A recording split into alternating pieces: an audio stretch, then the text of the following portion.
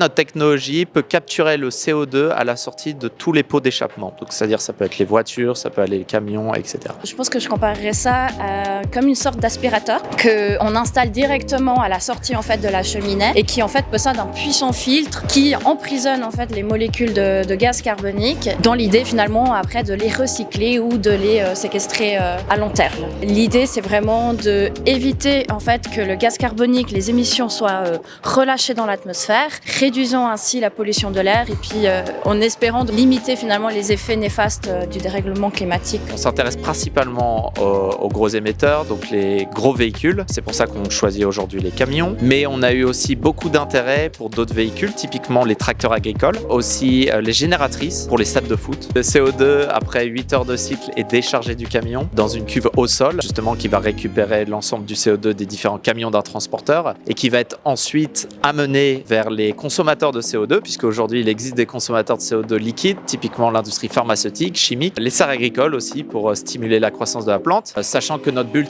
ultime avec ce CO2 est de créer des carburants synthétiques. Ces carburants synthétiques qui vont être réutilisés dans l'industrie automobile et qui vont être recaptés, ce qui contribue à une économie circulaire.